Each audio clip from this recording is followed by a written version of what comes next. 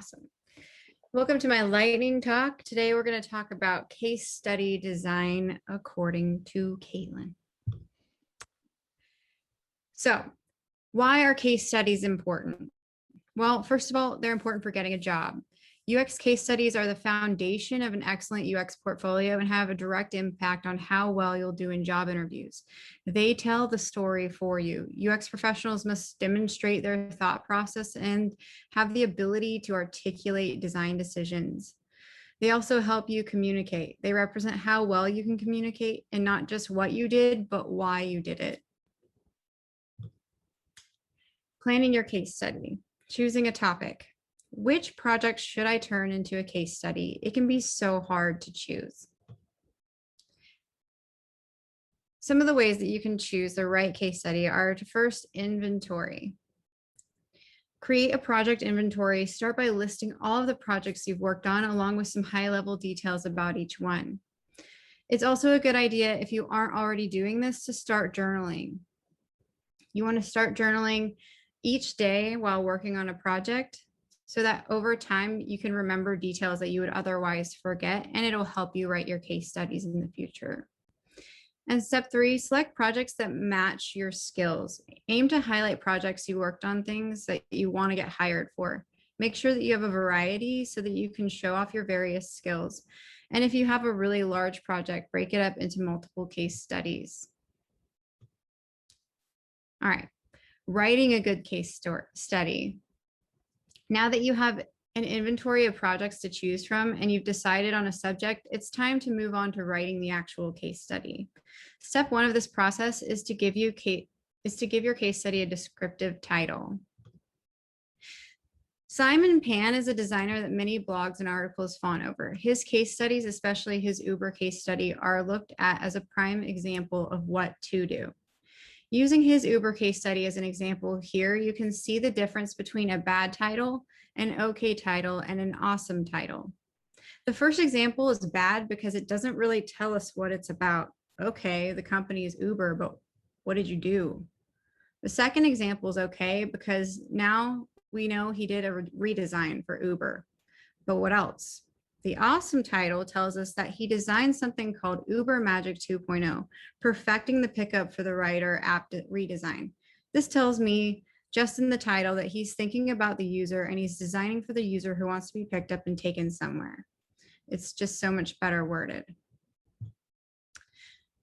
Step 2, now that we have our title taken care of, it's time to write an outline. There are many ways to tackle this, but I like starting with Sarah Doody's outline. Sarah Doody created this template, which she provides for free, that helps organize your outline for a case study. This isn't the only way to do things, but it's a great way. Here you can fill in each of these 7 topics and get your thoughts on paper. They don't have to be eloquent or even grammatically correct. They just need to be written down. And to my point earlier, if you find yourself writing a lot or feeling overwhelmed by information, it might be good to break up the topic you are writing about into smaller case studies.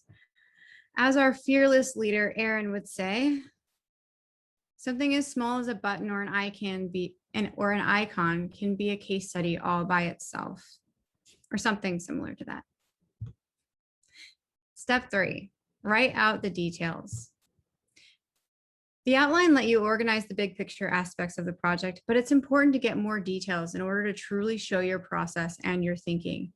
Answer the following questions. What did you do? Why did you do it? What was the result? And what did you learn? Example time. Sticking with the Uber case study example, it would be bad if Simon Pan had only said, we did usability tests on the Uber app, but he didn't because he's awesome. Instead, he said, at the outset of the project, we didn't have a clear mission or specific goals for the pickup experience. Without pre-existing insight, I partnered with our researcher, Rudy, to explore how riders were getting around. Step 4, write your story using only headlines. I know you're thinking, what? But hear me out. For each section of the case study outline, write a single headline or sentence except for the process section. For the process section, you'll want to have a headline for each step. Pretend each headline is a tweet. Keep it short and simple. Make sure that if you only read the headlines, you'd know the story, because let's face it, most employers skimming your portfolio don't have time to read all the things on each page. One fun exercise you can try is to go look at case studies online of experienced designers. If you only read the headlines, do you know what they did? Are they following this rule? Step 5, condense the content. Take all the information you've gathered thus far. Hopefully you have it on paper or in a document. One good way to organize your case study is to put it into slide decks before putting it on your website.